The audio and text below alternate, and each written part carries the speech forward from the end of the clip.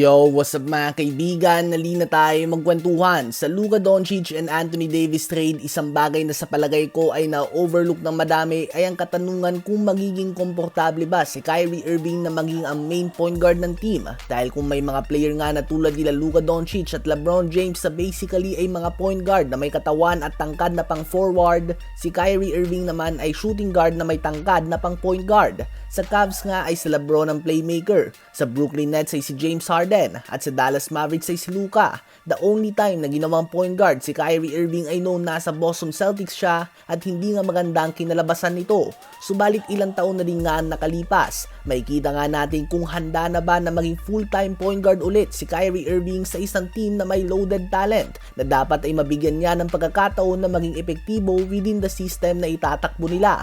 Trabaho nga ni Kyrie na gumawa ngayon ng 25 to 30 points per game, but at the same time ay matiyak na masaya at makakatanggap ng bola at nabibigyan ng pagkakataon na gumawa ng puntos ang tulad nila PJ Washington, Daniel Gafford, Anthony Davis, Klay Thompson, Caleb Martin at iba pa. Kung ilalagay mo naman si Spencer Dinwiddie sa starting lineup upang maging shooting guard si Kyrie Irving, bukod sa humina ang perimeter defense mo, isa lang din kay Klay Thompson, Najee Marshall, PJ Washington, Caleb Martin ang may lalagay mo sa starting lineup. Given na fix na nga ang pwesto ni Davis at Gafford sa starting 5 sa ngayon, kayo ba mga kaibigan, tiwala ba kayo nakakayanin ni Kyrie Irving na maging ang main point guard ng Dallas Mavericks moving forward?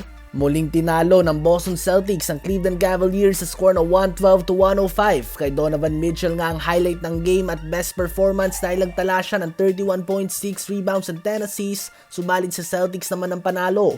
22.7 assists si Jason Tatum, 20 points si Derrick White, 19.7 rebounds si Kristaps Porzingis at 16 points, 9 rebounds and 5 assists si Jaylen Brown.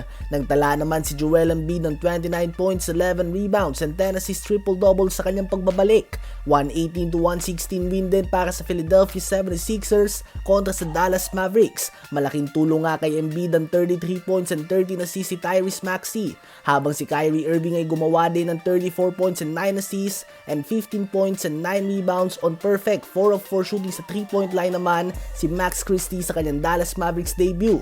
Tuwang-tuwa naman si Luka Doncic mga kaibigan sa first game niya bilang parte ng Los Angeles Lakers. Hindi pa nga siya naglaro, subalit nasa bench na siya upang suportahan ng kanyang mga bagong kakampi. At nakakapanibago pa din talaga na makita na magkakampi na sila ni LeBron James. Tinambakan nga ng Lakers sa may napakatangkad na starting lineup kung saan ang pinakamaliit sa kanilang starting 5 ay si Austin Reeves sa may 6'5" na tangkad.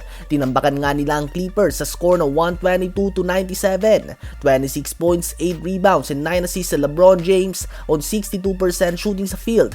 20.6 rebounds and 9 assists din si Austin Reeves at 20.6 rebounds naman si Rui Hachimura.